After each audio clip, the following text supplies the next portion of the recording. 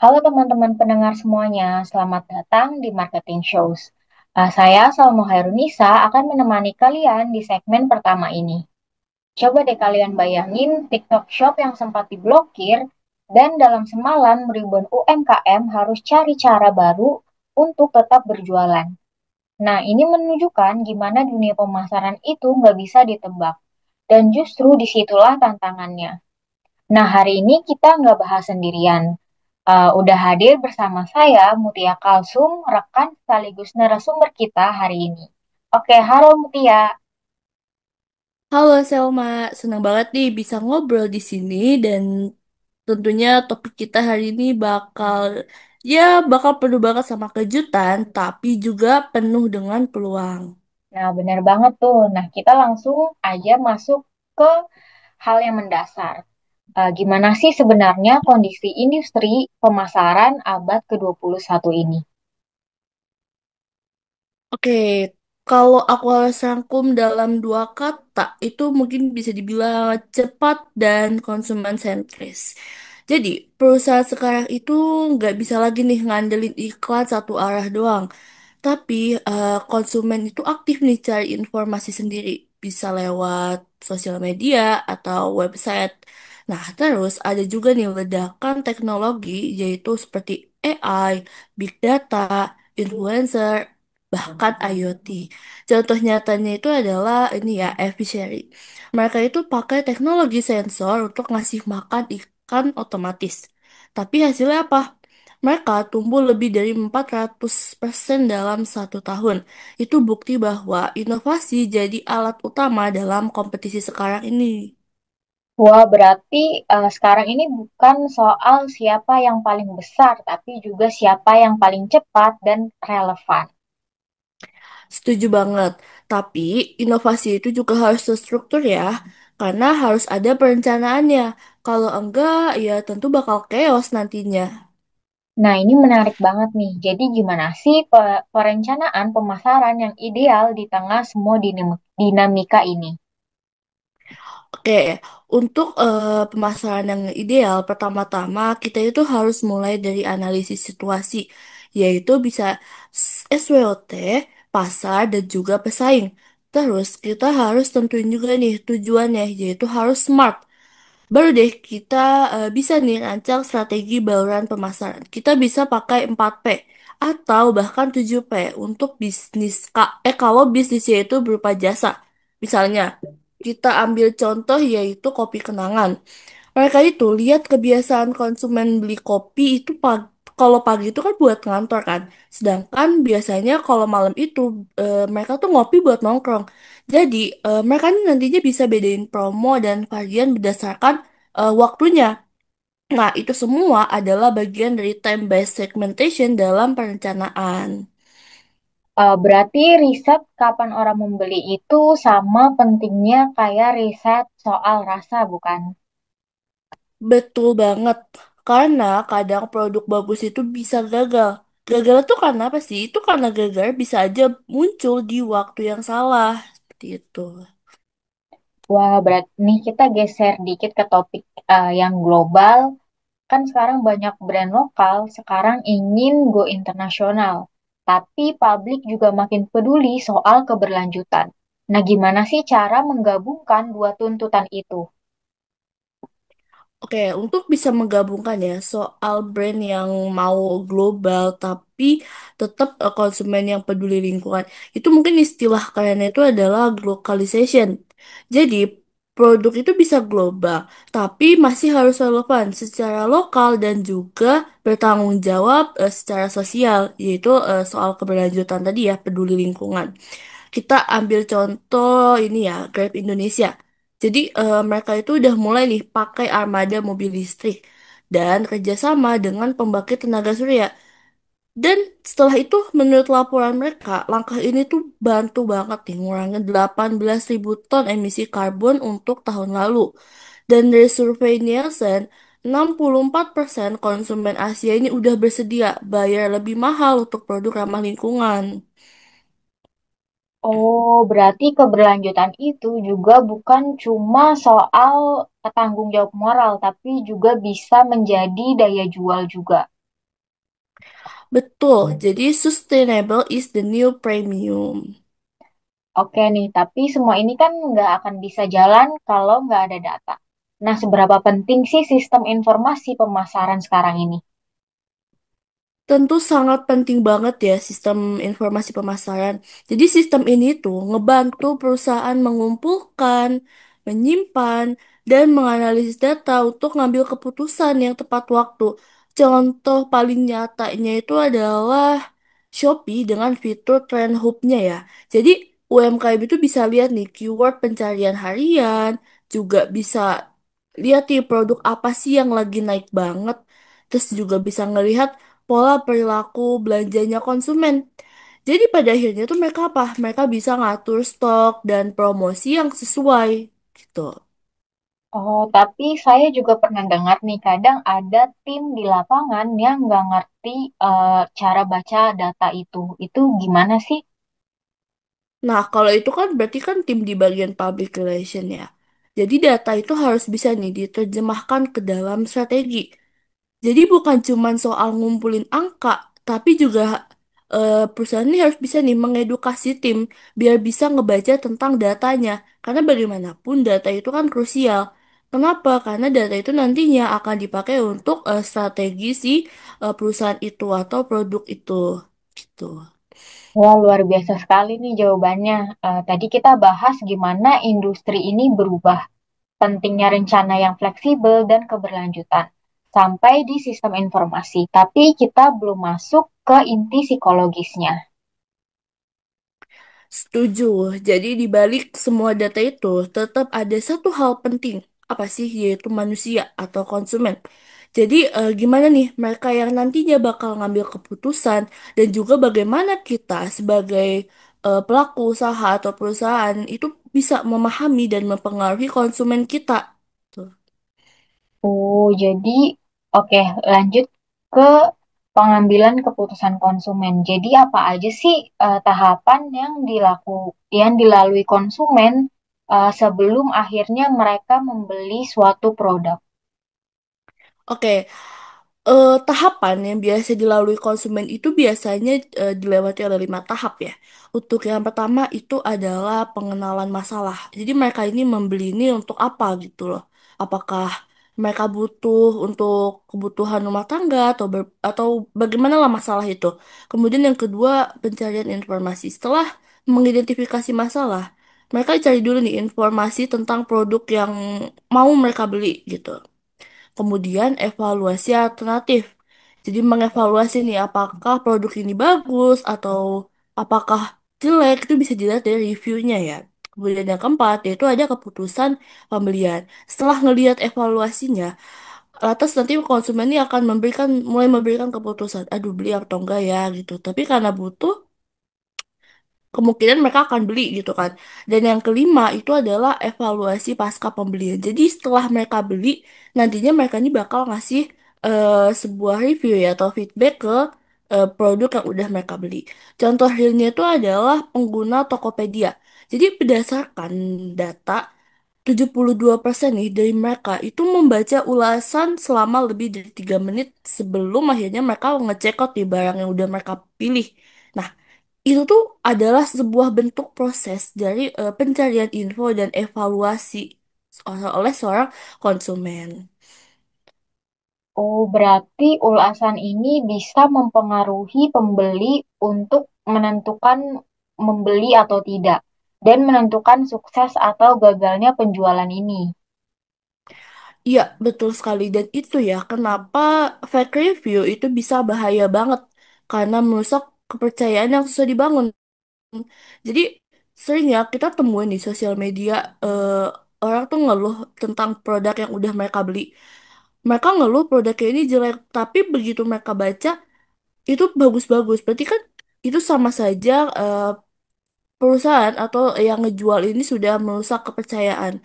Kenapa kepercayaan sangat krusial ya, sangat-sangat perlu diperhatikan karena ketika konsumen udah tidak percaya dengan satu produk itu akan sangat sulit untuk bisa ngebangun kembali. Bahkan mungkin konsumen tidak akan pernah bisa ngasih kepercayaan mereka lagi nih ke toko yang udah mereka beli. gitu. Jadi itu ya kenapa kita jangan pernah pakai peer review karena itu menyangkut tentang kepercayaan konsumen. Oh, kalau kita nih udah ngerti perilaku konsumen-konsumennya nih. Nah, sekarang kita uh, belum membahas segmentasi, targeting, dan positioningnya.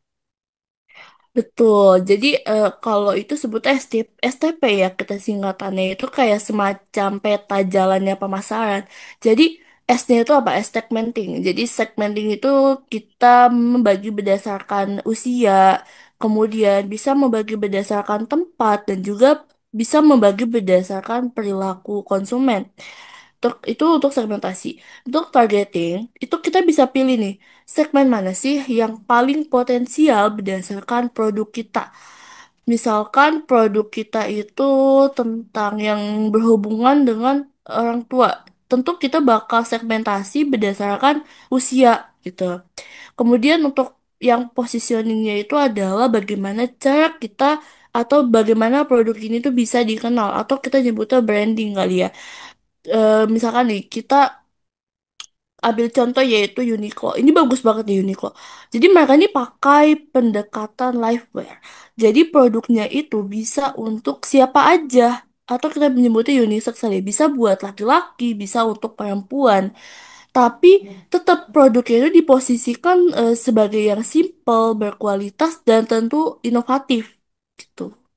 Oh, berarti dengan STP yang tepat ini dapat mengurangi biaya pemasaran dan juga bisa lebih efisien. Banget. Itu bisa ngurangin biaya dan lebih efisien karena kita jadi lebih terfokus nih pada konsumen yang tepat atau yang lebih potensial gitu. Nah, setelah tahu pasarnya nih, produknya juga harus dijaga kan? Nih, gimana cara mengelola produk-produk dalam siklus hidupnya itu? Oke, kalau mengelola siklus hidup produk itu bisa kita sebut sebagai product life cycle atau siklus hidup produk. Itu ada 4 fase utama, yaitu yang pertama ada pengenalan. Jadi pengenalan ini adalah fase saat produk pertama kali diluncurkan. Dia itu bisa ada biaya promosi tinggi, belum banyak penjualan, dan tentu resikonya masih banyak karena masih benar-benar ada di tahap awal. Kemudian yang kedua ada pertumbuhan. Nah, kalau produk mulai diterima di pasar, penjualan naik, merek mulai dikenal, dan perusahaan itu bisa nikmatin profit di awal-awal. Nah, itu mulai nih masa-masa pertumbuhan. Dan yang ketiga ada kedewasaan. Di sini, pertumbuhan tuh mulai melambat. Persaingan jadi makin ketat, terus pasar udah mulai jenuh. Jadi kita perlu banget namanya diferensiasi kuat gitu. Dan yang terakhir ada penurunan. Terakhir ini adalah maksudnya adalah penjualannya itu turun ya, bisa karena ada teknologi yang baru, kemudian ada perubahan tren, atau mungkin ya muncul sebuah produk substitusi. Nah, di fase ini, strategi perusahaan ini bisa macam-macam, kayak revamp, reposisi, atau bahkan sunset alias bisa dihentikan si produknya. Berarti bisa dibilang kalau perusahaan ini nggak antisipasi, ini bisa mati pelan-pelan. Betul, bisa banget mati pelan-pelan. Itu penting antisipasi ya. Makanya perusahaan itu harus bisa nih ngebaca sebuah fase ya. Fase-fase itu tuh harus bisa dibaca oleh sebuah perusahaan. Contohnya nih kayak Netflix ya. Kita ambil contohnya. Netflix itu menarik banget loh. Mereka itu dulu itu adalah sebuah rental DVD lewat pos, bukan berupa streaming yang udah kita lihat sekarang ini gitu, masih bentuk rental DVD. Kemudian ketika trennya berubah dan teknologi semakin canggih, mereka tuh nggak nunggu lagi, mereka langsung shifting nih ke streaming. Nah, itu bukan cuman pergantian produk, tapi udah lompatan model bisnis yang tadinya DVD jadi berubah streaming. Sekarang mereka tuh bahkan udah masuk ke interaktif konten kayak Bandersnatch. Terus mulai ekspansi ke cloud gaming ya. Kita bisa lihat kadang suka muncul game-game yang ada di Netflix yang bisa kita mainkan. Nah, itu artinya apa sih? Artinya tuh adalah Netflix itu sadar kalau mereka tuh udah masuk ke fase kedewasaan di pasar streaming. Dan sekarang coba mereka tuh lagi coba nih cari supaya gak jatuh nih ke fase penurunan gitu. Oh, jadi Netflix ini mulai berinovasi agar nggak jatuh ke fase penurunan, kayak membuat produk yang baru di atas brand yang sama untuk memperpanjang umur dari platformnya itu. Betul. Jadi strategi itu disebut product extension ya atau diversifikasi horizontal. Nah, itu bisa juga lewat inovasi layanan atau nambah fitur yang kasih nilai lebih nih untuk konsumen. Jadi nggak harus bikin produk dari nol, nggak harus. Tapi kita bisa dengan memperbarui value dari produk yang sudah ada.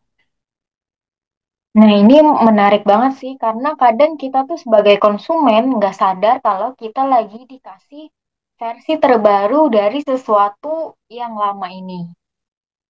Yap, dan itu adalah seninya manajemen produk ya. Jadi bukan cuman sekedar produksi, tapi juga gimana kita ngebaca arah pasarnya dan terus menciptakan alasan nih kenapa produk itu layak sih dipilih lagi dan lagi oleh konsumen. Oke, terima kasih Mutia atas penjelasannya. Nah, kita hari ini udah bahas banyak hal ya, mulai dari memahami konsumen, mengarahkan strategi, sampai menjaga kelangsungan produk.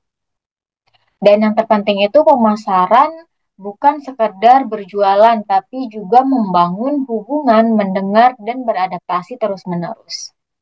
Terima kasih banyak buat Mutia dan terima kasih juga buat kamu yang udah dengerin. Sampai jumpa di segmen yang berikutnya di mana saya akan menjadi narasumber dan Mutia yang akan menjadi hostnya. Sampai jumpa. Dadah.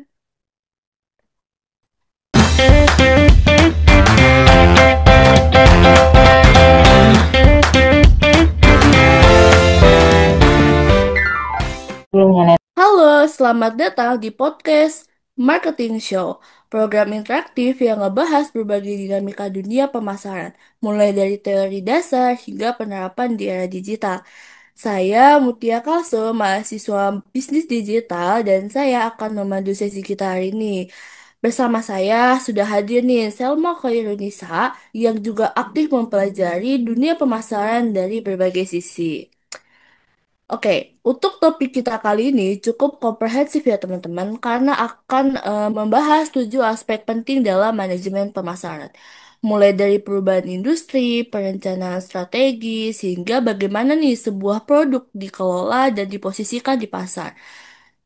Sebagai pembuka, coba kita pikirkan nih, kenapa sih sekarang strategi pemasaran tuh terasa jauh lebih kompleks dibandingkan dulu? Apa sih yang berubah dan bagaimana perilaku bisnis bisa tetap relevan dalam dunia yang terus bergerak cepat? Oke, pertanyaan itu akan kita jawab di diskusi kita hari ini ya. Kita mulai dari yang paling dasar dulu. Banyak banget nih yang bilang industri pemasaran sekarang tuh udah beda banget dibanding 10 sampai 15 tahun yang lalu. Nah, kalau menurut kamu nih Salma, apa sih karakter utama industri pemasaran di abad ke-21? Kalau kita bicara abad ke-21 ini, kata kuncinya itu adalah disrupsi. Perubahan besar yang terjadi karena adanya teknologi, digitalisasi, dan perubahan perilaku konsumen. Nah, industri pemasaran sekarang bukan hanya soal promosi, tapi juga menyangkut bagaimana menciptakan pengalaman dan hubungan dengan konsumen yang sangat terhubung, sangat vokal, dan sangat cepat berganti preferensinya. Bener juga nih, sekarang kan orang tuh bisa langsung ya share opini mereka nih ke ribuan hanya lewat satu story aja. Nah, betul banget tuh. Bahkan satu testimoni positif atau negatif itu bisa viral dalam hitungan menit. Nah, itu sebabnya brand perlu membangun kredibilitas dan keterlibatan atau engagement jangka panjang, bukan sekadar promosi sesaat. Contohnya itu ada Shopee dan Tokopedia. Mereka ini tidak hanya menyediakan platform jual beli, tapi juga membangun komunitas-komunitas melalui fitur seperti itu adalah shopping, ulasan, gamifikasi, dan reward-reward. Oke, kemudian kalau kita lihat, itu tren itu kan juga makin cepat berubah gak sih? Dulu tuh bahkan ada yang namanya strategi jangka panjang. Tapi kalau kita lihat sekarang, kadang campaign aja itu cuma bisa bertahan cuma seminggu. Nah, iya itu karena attention span konsumen ini makin pendek. Kita juga lihat kecenderungan ke micro-influencing, personalisasi berbasis data, dan omnichannel marketing. Semua itu menunjukkan bahwa industri ini bukan hanya berubah, tapi juga semakin kompleks. Oke, dengan kondisi dinamis seperti itu, berarti perencanaan pemasaran itu pasti nggak bisa lagi dong pakai cara yang konvensional.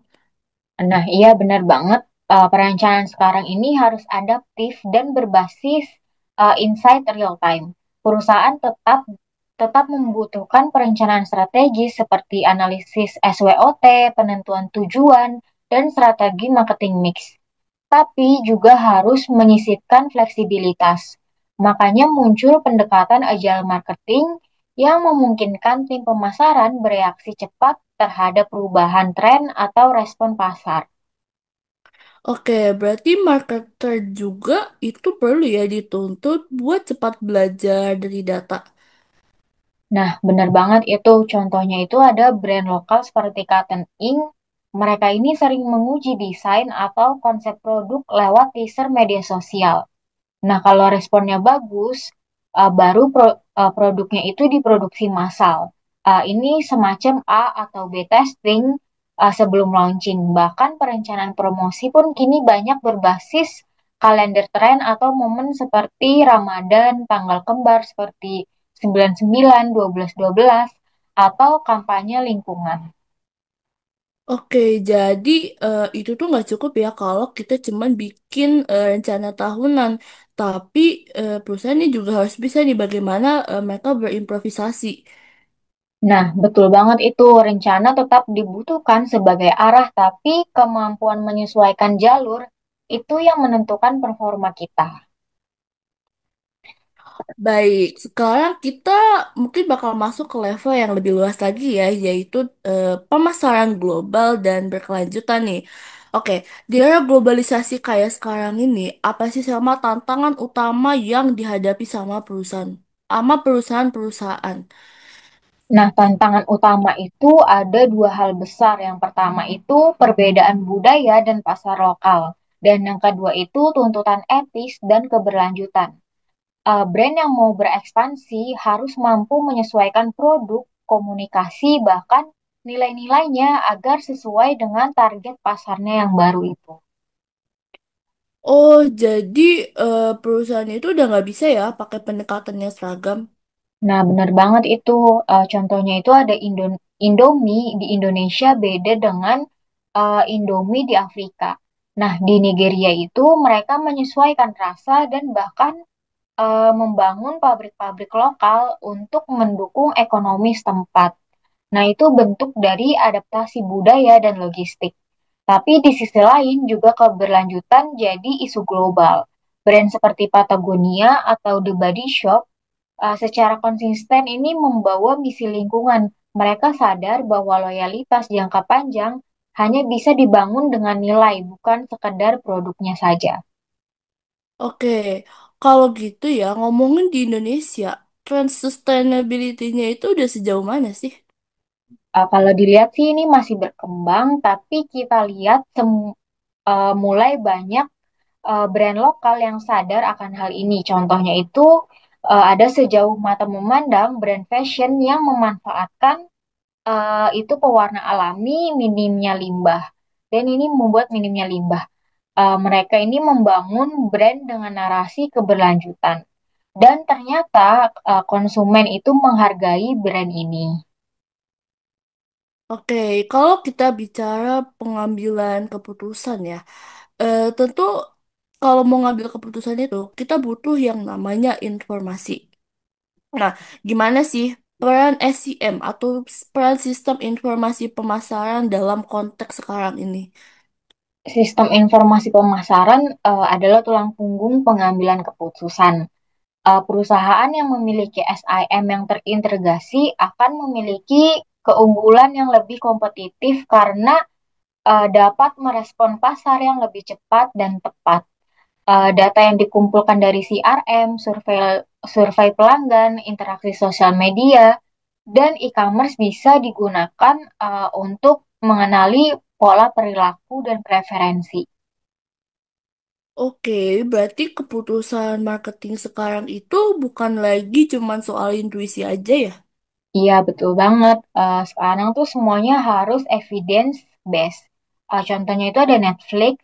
Mereka nih menggunakan data tontonan untuk merekomendasikan konten, bahkan untuk menentukan serial apa aja nih yang akan diproduksi selanjutnya. Lalu di Indonesia sendiri itu ada Gojek. Contohnya itu eh, dari personalisasi promo hingga pemetaan kebutuhan pengguna per wilayahnya.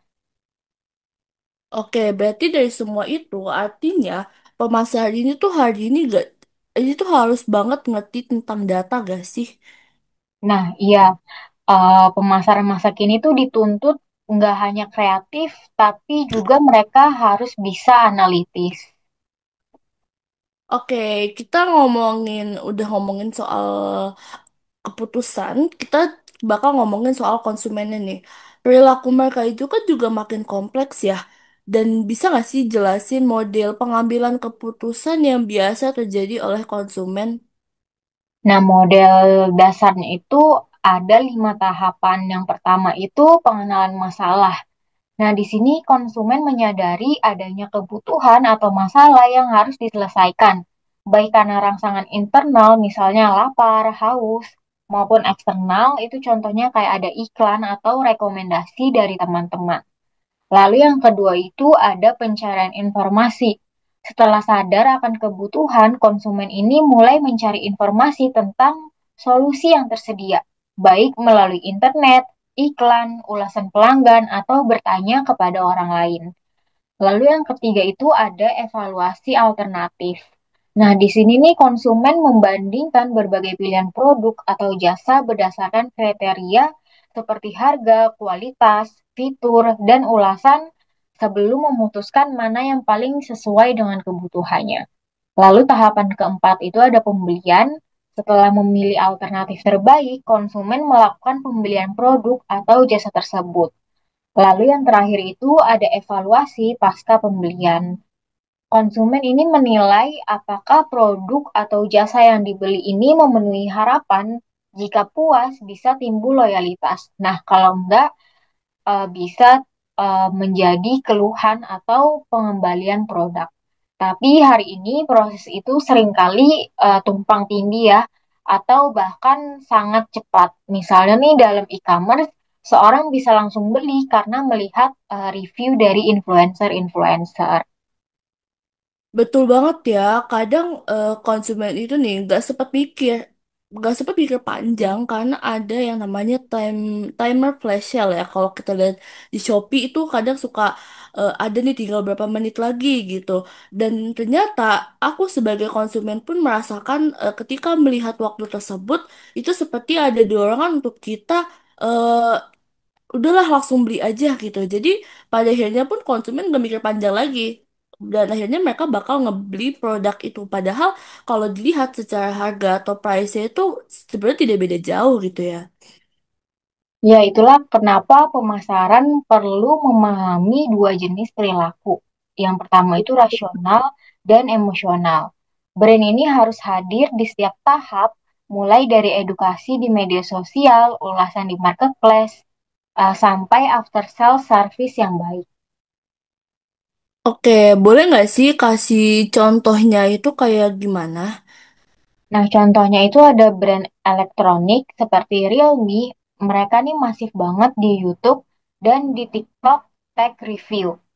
Mereka saat orang cari informasi, konten mereka nih akan muncul. Lalu mereka juga punya after sales yang cukup kuat. Jadi prosesnya ini tetap nyambung dari awal sampai akhir. Oke, itu kan tadi kita udah ngebahas tentang pengambilan keputusan ya oleh konsumen. Kita lanjut ke topik STP, yaitu S-nya segmenting, T-nya targeting, dan juga P-nya positioning. Nah, STP ini tuh kan konsep yang sebenarnya tuh klasik ya, tapi masih jadi tulang punggung strategi pemasaran kita. Dan tentu di era digital ini, gimana sih Selma penerapannya berubah. Penerapannya kini makin presisi. Kalau dulu segmentasi itu terbatas pada demografi, nah sekarang ini bisa behavioral atau psikografis. Misalnya nih seorang yang suka musik indie dan film art house bisa jadi target spesifik. Dengan data digital, target yang sangat akurat, bahkan bisa disesuaikan per individunya. Oh, jadi bukan lagi cuman misal kayak wanita 18 sampai 25, tapi kalau sekarang tuh bisa jadi wanita 18 sampai 25 suka skincare organik, follow akun Zero Waste dan aktif di Shopee.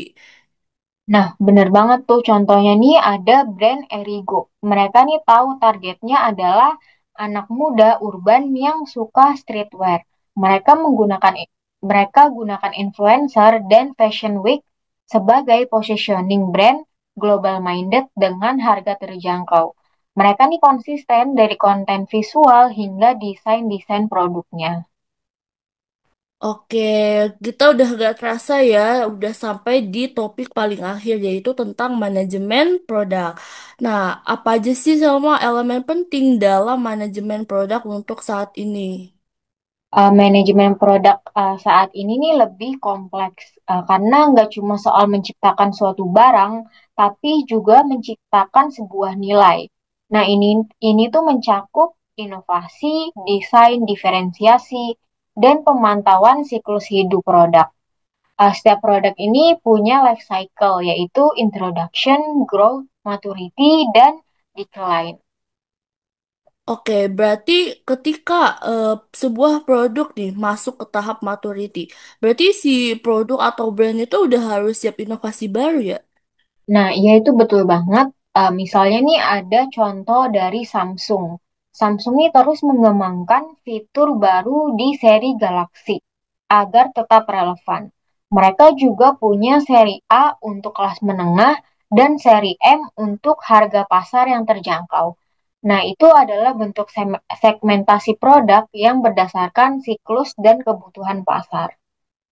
Oke, berarti kalau ngelihat dari Samsung nih ya, kita bisa lihat gak sih kalau brand itu justru sekarang melibatkan konsumen nih dalam pengembangannya? Nah, itu bener banget konsep co-creation makin populer. Brand membuat polling desain bukan pre-order atau kolaborasi dengan komunitas. Dan ini nih membangun loyalitas sekaligus relevansi sebuah brand. Oke, baik teman-teman, topik kita udah selesai nih. Tadi kita udah diskusi tentang 7 aspek utama dalam manajemen pemasaran modern, mulai dari perubahan industri, perencanaan yang adaptif, tantangan global dan berkelanjutan, pentingnya sistem informasi, kemudian juga ada perilaku konsumen, hingga strategi STP, dan yang terakhir tadi tuh tentang manajemen produk. Nah, teman-teman, semoga obrolan atau diskusi kita ini bisa memberikan sebuah gambaran yang lebih utuh tentang bagaimana sih dunia pemasaran bekerja saat ini, yaitu dinamis, berbasis data, dan tentu sangat terhubung dengan kebutuhan konsumen. Oke, terima kasih ya untuk Selma atas penjelasan yang sangat insightful. Dan terima kasih juga untuk kamu yang sudah mendengarkan sampai akhir. Sampai jumpa di episode selanjutnya. Tetap semangat belajar dan berpikir strategis. Karena pemasaran itu bukan hanya soal menjual, tapi soal menciptakan sebuah nilai.